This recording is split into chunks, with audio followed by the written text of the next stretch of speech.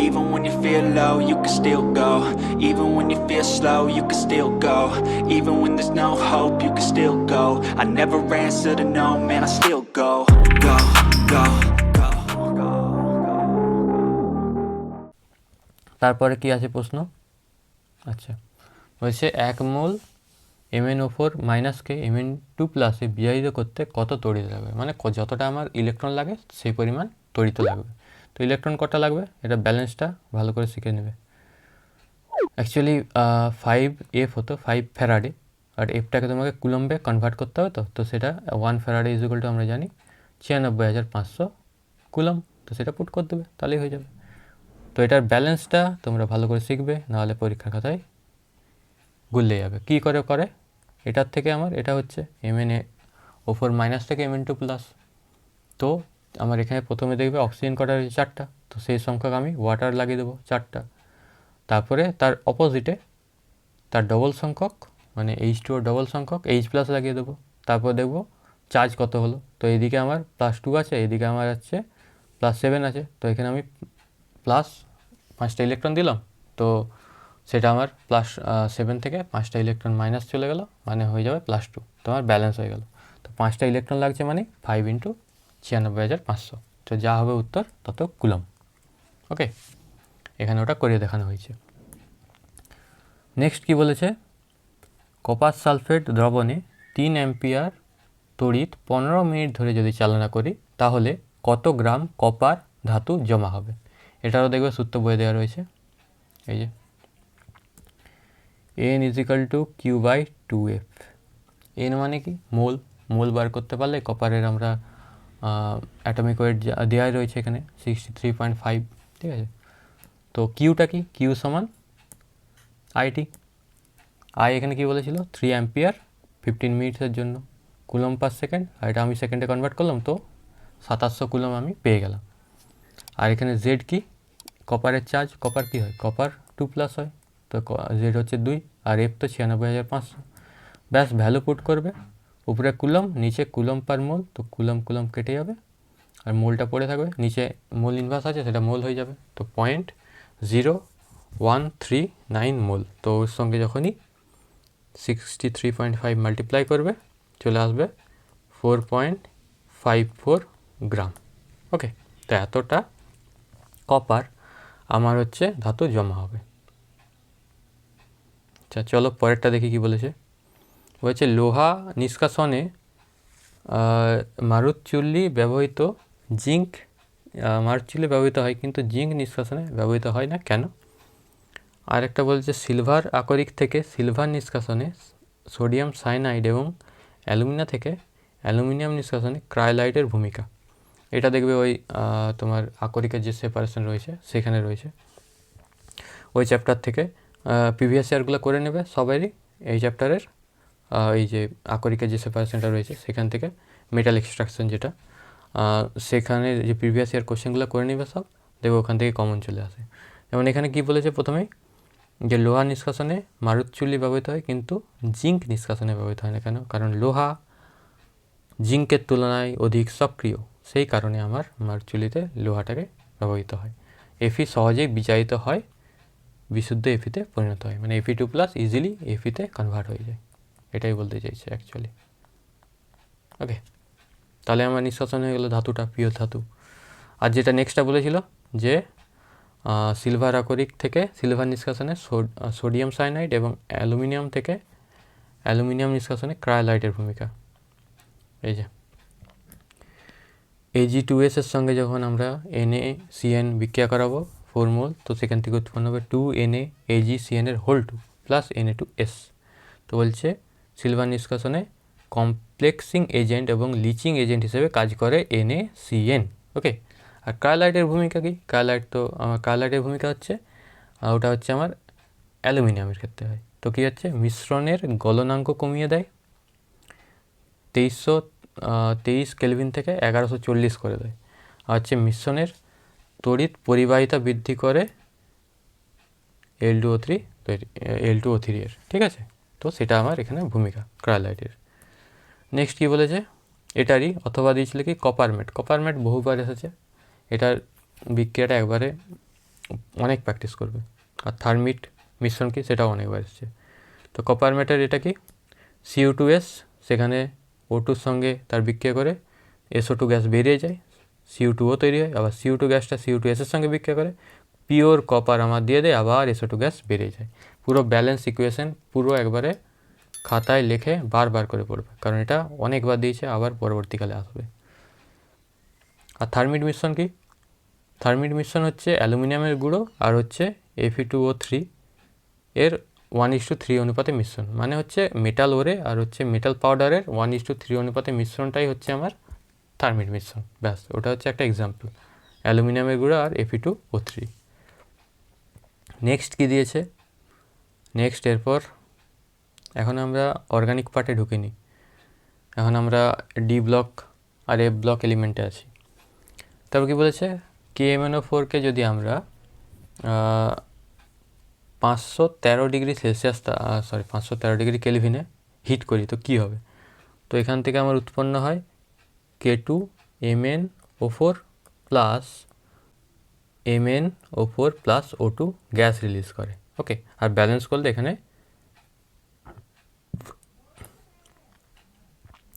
Balance করতে গেলে এখানে একটা 2 দিয়ে দেবে। ওকে, ব্যাস। তারপরে কি বলেছে কোশ্চেনটা, যে NaCl কে পটাশিয়াম ডাইক্রোমেট এবং গাঢ় H2SO4 সহ উত্তপ্ত করলে যে কমলা ও লাল বর্ণের বাষ্প নির্গত হয় তার নাম ও সংকেত। তো তার নাম ও সংকেত হচ্ছে এই যে দেখো, K2CrO7 4NaCl প্লাস 6H2SO4 উৎপন্ন হবে কি 2CrO2Cl2 2KHS, এই ক্রোমাইল ক্লোরাইড CrO2Cl2, এটা হচ্ছে আমার বাদামি বর্ণের গ্যাস রিলিজ করছে।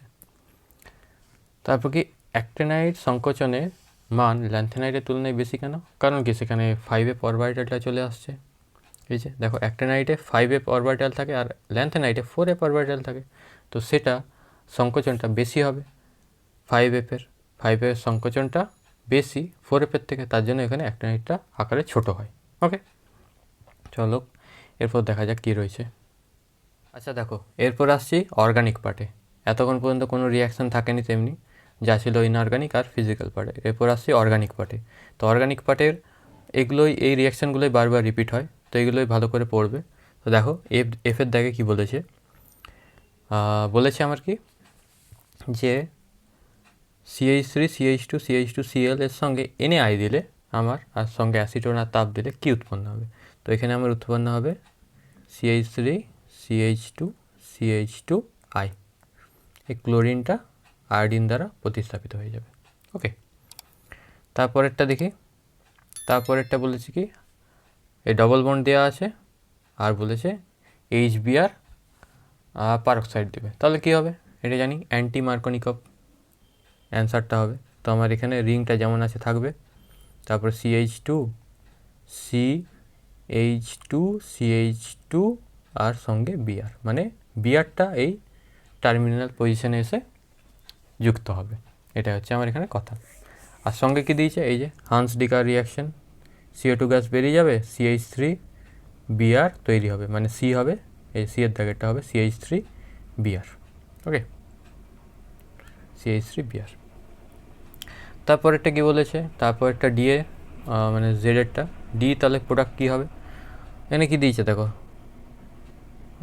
OH আছে Cl আছে, তো এই OHটা তো বেরোবে নি, এটা রিংয়ে লেগে আছে, তো এটা চেনে লেগে আছে, তো আমার ওই চেন থেকে ওটা বেরিয়ে যাবে, মানে আমার এটা যেমন আছে থাকবে OH আর এদিকে CH2Cl হয়ে যাবে। বোঝা গেল? তো এটা হচ্ছে আমার ডি এর অ্যান্সারটা। তো এখানে 4টাই বলেছিল, ABCD, তো আমার ABCD হয়ে গেল। সেকেন্ড কি বলেছে, যে ওটাতে আমার 2 নাম্বার ছিল, প্রত্যেকটা ধাপ করে।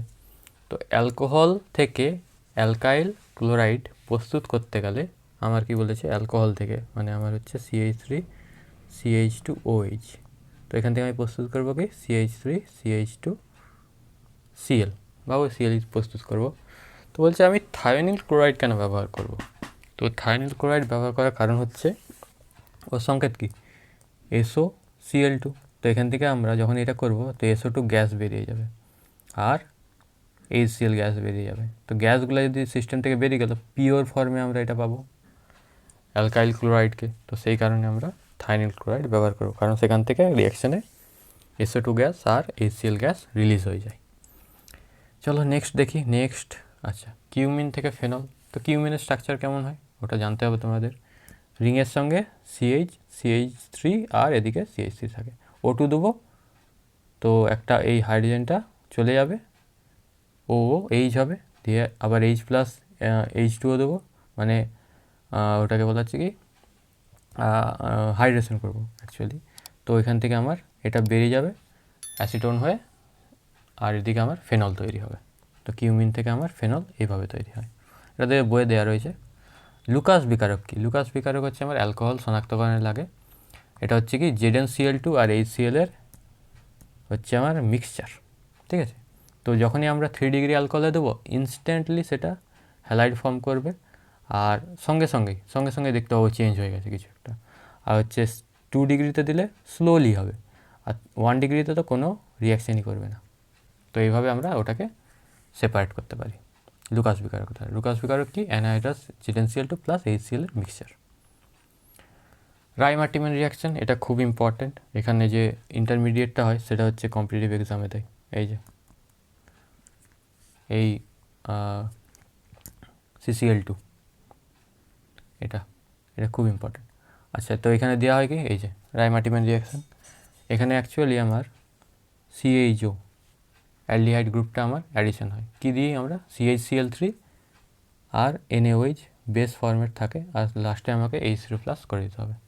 ওকে, তো আমার এটা রাইমার্টিম্যান রিয়াকশান। একটা অর্থ পজিশন হয়, প্যারাটা মেজর হয় না, মাইনর হয়, তার জন্য আমরা অর্থটা দেখিয়েছি।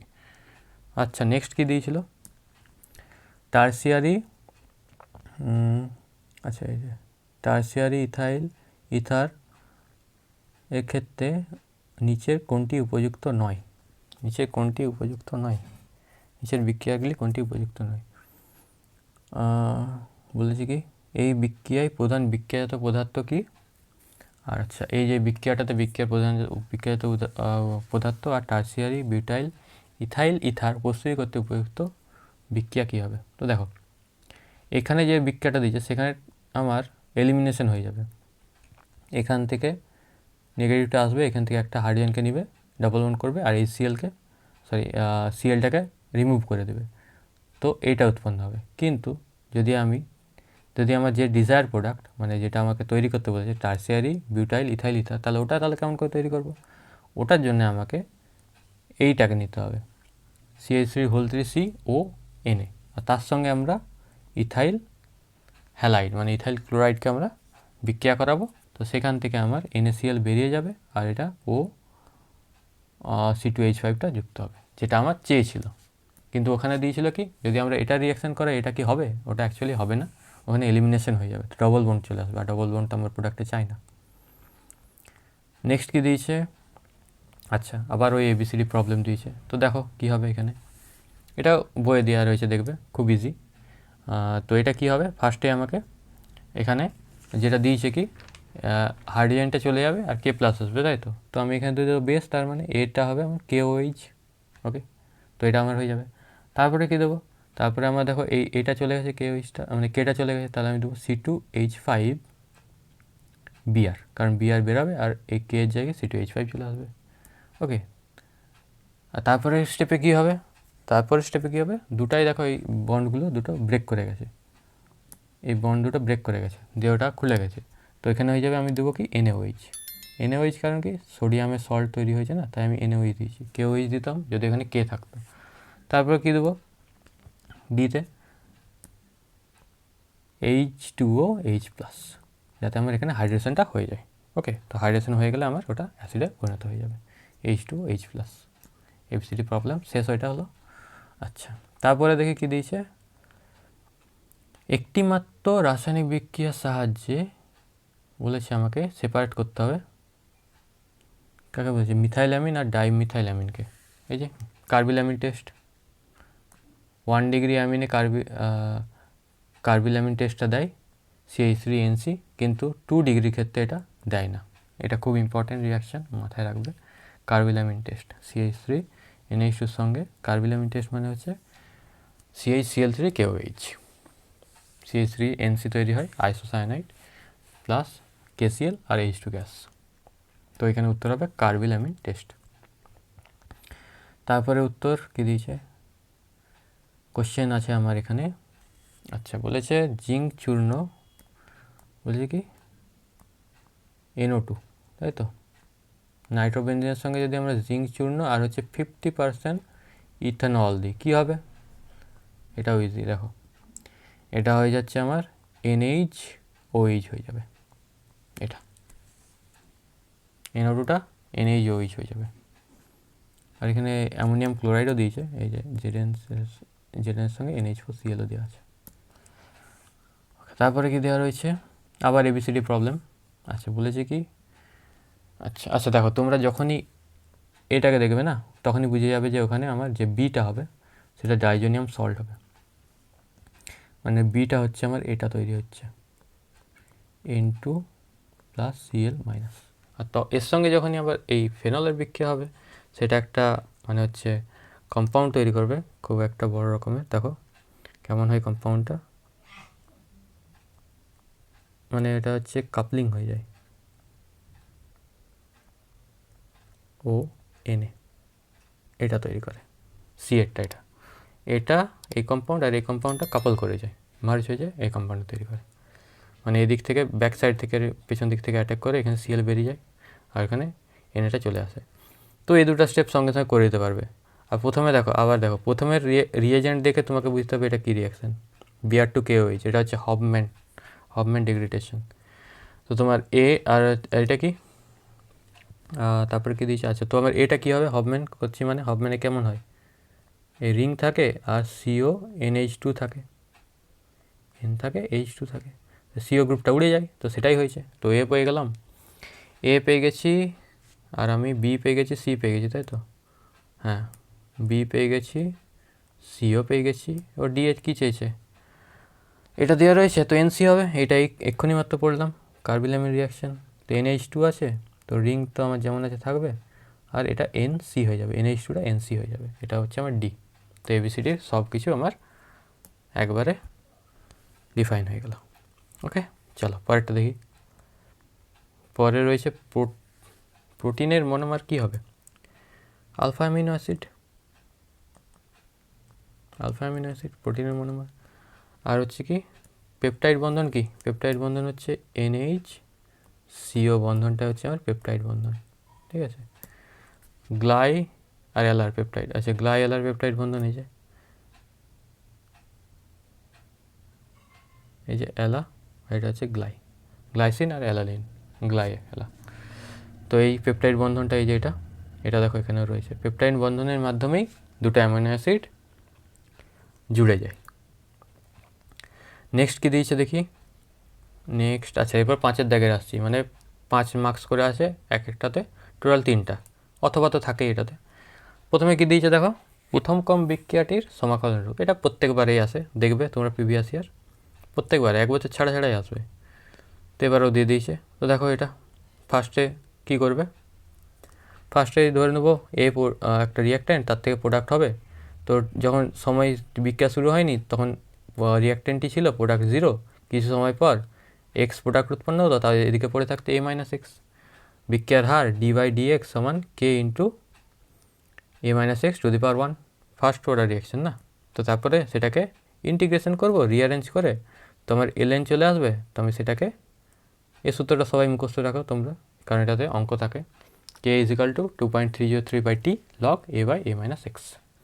আচ্ছা এখান থেকে যে জেডের মানটা বার করবে, এই যে কনস্ট্যান্ট আসবে T = 0, তখন আমার প্রোডাক্টও 0, তার জন্য Z - ln A আসবে।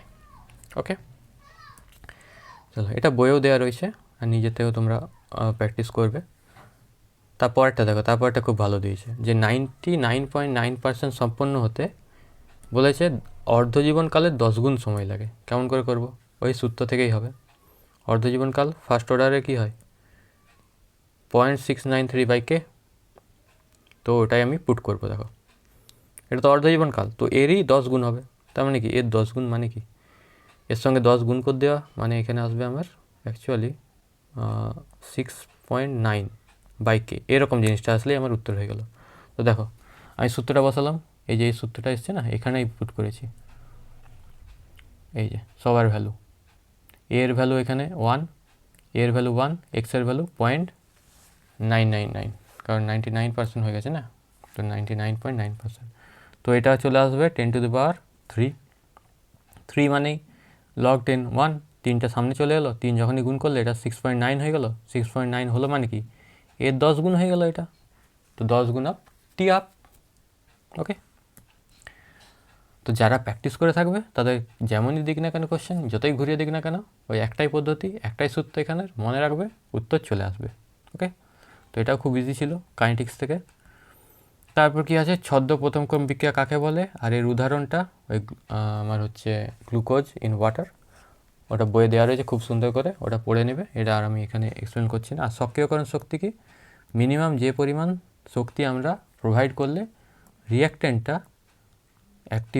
অ্যাক্টিভেট হয়ে মানে সক্রিয় হয়ে প্রোডাক্টে পরিণত হয়, সেটা হচ্ছে সক্রিয়করণ শক্তি, বইয়ে দেওয়া রয়েছে। এই দুটি সংজ্ঞা বই থেকে তোমরা ভালো করে পড়ে নেবে, কারণ এই দুটা অনেকবার রিপিট করে। আর তারপরে দেখো একটা ম্যাথ দিয়েছে, তো দেখো এটা খুব বেসিক থেকেই হয়ে যাবে ম্যাথটা। এটা দেওয়া রয়েছে আমার, কী দেওয়া রয়েছে, 2NH3 থেকে হচ্ছে N2 প্লাস 3H2, তো এটাকে আমরা এই ফর্মেটে লিখব, এটা কমছে না, তো -12 অফ DNH3 dt, এটা হচ্ছে তো প্লাস এখানে DN2 dt, আর এটা হচ্ছে মানে প্লাস 1/3 DH2 dt, আর সেটা হবে আমার কে এর সঙ্গে সমান, তিনটে সমান তার সঙ্গে সমান কে, আর কে এর ভ্যালু আমার এখানে দেওয়াই রয়েছে। তো আমি পুট করবো এক একটা, আর বার করবো কার কার বলেছে, N2 আর H2 এর উৎপত্তি হওয়ার হার। তো N2 এর উৎপত্তি হওয়ার হার কে এর উৎপত্তির সঙ্গে সমান, তো ওটাই হবে অ্যান্সার। আর H2 এর উৎপত্তি হওয়ার হার এখানে 3 রয়েছে, তো 3টা হয়ে যাবে কি 3K, তো 3 মাল্টিপ্লাই হয়ে যাবে, তো 7.5 চলে আসবে উত্তরটা, এটা হবে অ্যান্সার। এটাও বেসিক থেকে একবারে প্রশ্ন দেবে, শুরুতেই এই বেসিকটা দেওয়া রয়েছে, উৎপন্ন হওয়ার হার আর হচ্ছে কনজিউম হওয়ার হার, মানে একটা কমবে তার হার আর একটা বাড়বে তার হার। আচ্ছা, তারপরে দিয়েছে কি Cl2 আর SO2 বিরঞ্জন ধর্মের তুলনা করো। বিরঞ্জন মানে কি, সেটা কালার ফেড করে দেবে ওই, তো ওটা অনেকবার দিয়েছে, প্রত্যেকবারই দেয় মোটামুটি। আর একটা কী দিয়েছে আমার, রিয়াকশান দিয়েছে NaCl MnO2 H2SO4 এর সঙ্গে বিক্রিয়া, আর তারপরে দিয়েছে কি, আচ্ছা Cl2 এর ইলেকট্রন এনথালপি F এর তুলনায় বেশি কেন। তো চলো এক একটা দেখি। আচ্ছা এই যে দেখো, Cl2 H2 এর সঙ্গে বিক্রিয়ায় HOCl তৈরি করে, আর এই HOClটাই নাসেন্ট অক্সিজেনটা আমার দেয়, এই নাসেন্ট অক্সিজেনটাই আমার কী করে, বিক্রিয়াকে বিরঞ্জন করে দেয়, বুঝতে পারলে। Cl2 কেমন করে দিচ্ছে, আর SO2টা কেমন, তো যে ক্লোরিনটা দিল সেটা হচ্ছে আমার স্থায়ী বিরঞ্জন, কিন্তু এই যে আমার SO2টা দিবে সেটা হচ্ছে অস্থায়ী একটা বিরঞ্জন তৈরি করে, বিজারণ করে দুটারই, কিন্তু ওটা আমার হচ্ছে অস্থায়ী, ক্ষণস্থায়ী, বেশিক্ষণ থাকে না, কিন্তু এই ক্লোরিনটা দীর্ঘস্থায়ী দেয়। আর পরের রিয়াকশানটা কী আছে, NaCl MnO2 আর H2SO4 এর বিক্রিয়ায় NaHSO4 sodium bisulphate MnSO4 chlorine আর H2 উৎপন্ন হয়। আর ব্যালেন্সটা তোমরা দেখে নেবে, এটা ব্যালেন্সটা করা আছে, এটা দেখে নেবে। নেক্সটটা কী বলেছিল, আচ্ছা Cl2 আর F এর মধ্যে আমার তড়িৎ ঋণাত্মকতা মানে হচ্ছে ইলেকট্রন গ্রহণ এনথালপি। ক্লোরিনের হবে না, কারণ কি ক্লোরিনের আকার ফ্লোরিনের আকার ছোট, তো তার জন্য ইলেকট্রন ঘনত্ব সেখানে খুব হাই হবে, তো তার জন্য যখনই একটা নতুন ইলেকট্রন আসতে চাইবে সে সেটাকে বিকর্ষণ করবে। কিন্তু ক্লোরিনের ক্ষেত্রে কী হবে, সেটার আকার বড় হওয়াতে সে হচ্ছে ইলেকট্রনটাকে তার অ্যাকসেপ্ট করতে পারবে, মানে তার কাছে জায়গা আছে, তো 3p অরবিটাল আছে, তো সে সেখানে ইলেকট্রনটাকে অ্যাকসেপ্ট করতে পারবে। তাই ফ্লোরিন আগত যে ইলেকট্রনটা থাকবে তাকে বিকর্ষণ করবে, সেই কারণে আমার হচ্ছে ইলেকট্রন আসক্তির মানটা ক্লোরিনের বেশি হবে। ফ্লোরিন মানে ফ্লোরিন নিতেই চাইবে না, কারণ তার জায়গা নাই না, আর উপর থেকে জায়গা নাই, আবার সেই কারণে আমার হচ্ছে কি চার্জ ডেন্সিটিটা খুব হাই, আর ক্লোরিনের জায়গা আছে 3p অরবিটাল, সেই জন্য সে নিতে পারবে। তারপরে কি বলেছিল এটা, আচ্ছা বিরল গ্যাস মানে নিষ্ক্রিয় গ্যাস যেগুলো রয়েছে তাদের আমার কি ফুটনাঙ্কটা কম হয় কেন, ফুটনাঙ্কর একটাই কারণ, van der Waals force of attraction. Van der Waals force of attraction কম দুর্বল সেখানে কাজ করে, তার জন্য সেটাই আমার এখানে হচ্ছে কি, সেখানে হচ্ছে আমার যে ফুটনাঙ্কটার মানটা কম হয় তাদের ক্ষেত্রে। তারপরে কি দিয়েছে আবার অর্গানিকের এবিসিডি প্রবলেম, চলো এক একটা করে সলভ করি।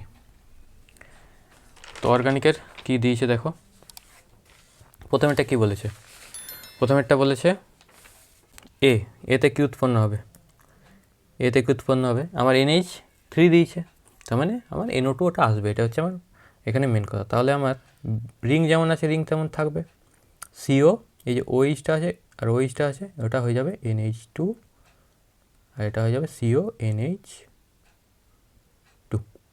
এরপর কি ওটাকে হিট করেছে, এবার হিট করলে কি হবে, এই দুজনের মধ্যে রিয়াকশান হবে, ইন্ট্রামলিকুলার রিয়াকশান হয়ে যাবে। তো CO এদিকে CONH এটা উৎপন্ন হবে, বি এরটা এটা। ওকে, তো AB আমরা এখানে পেয়ে গেলাম। চলো নেক্সট যাই, সি কী হবে, এটা খুব ইজি, OHটা Cl হয়ে যাবে, CH3 COCl। যখনই দেখবে OH আছে এদিকে Cl আছে, ACl আছে, SOCl2 আছে, Cl হয়ে যাবে OHটা, ঠিক আছে। তারপরে NaNH2 সরি CH2N2 আর হচ্ছে Ag2O। তো এটাই কী হবে, এটাও খুব ইম্পর্টেন্ট রিয়াকশান, রিঅ্যারেঞ্জমেন্ট রিয়াকশান এটা একটা। তো এখান থেকে যে প্রোডাক্টটা উৎপন্ন হবে আমার, সেটা হয়ে যাবে রিঅ্যারেঞ্জ হয়ে CH3 CH2 COOH।